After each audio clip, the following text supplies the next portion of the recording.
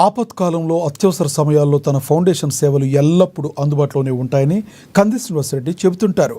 అన్నట్లుగానే శనివారం వర్ష బీభత్సానికి నీట మునిగిన కాలనీలకు, కనీసం వండుకునే స్థితిలో లేని కుటుంబాలకు తన ఫౌండేషన్ సభ్యులు, కాంగ్రెస్ కార్యకర్తల చేత ఆహారం పంపిణీ చేయించారు.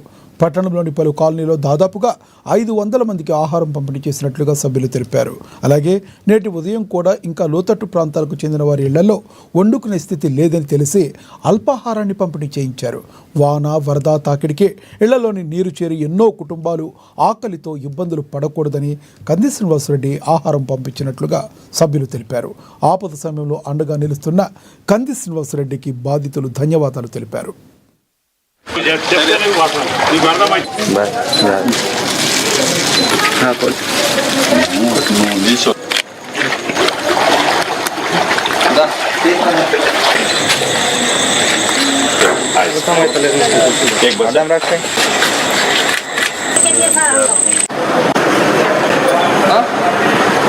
నిన్న కురిసినటువంటి భారీ వర్షాల దృష్ట్యా మరి ఆదిలాబాద్ పట్టణంలో లోతట్టు ప్రాంతాలైనటువంటి ప్రాంతాలలో మరి కంది శ్రీనివాసరెడ్డి గారి ఫౌండేషన్ ద్వారా నిన్న రాత్రి మరి ఆహారం అందించడం జరిగింది.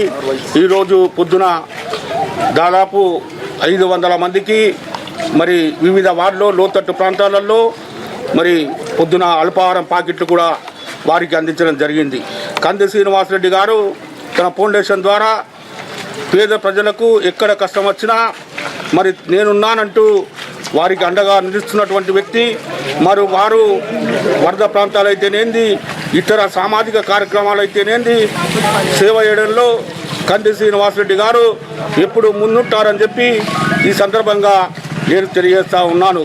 తప్పకుండా ప్రభుత్వం తరఫున కూడా పోరాడి నష్టపోయినటువంటి వరదల్లో నష్టపోయినటువంటి వారికి తప్పకుండా ప్రభుత్వంతో సంప్రదించి, పెద్దలతో సంప్రదించి మరి శ్రీనివాసరెడ్డి గారు వారందరికీ పరిహారం వచ్చే విధంగా కూడా కృషి చేయడం జరుగుతుందని చెప్పి కూడా ఈ సందర్భంగా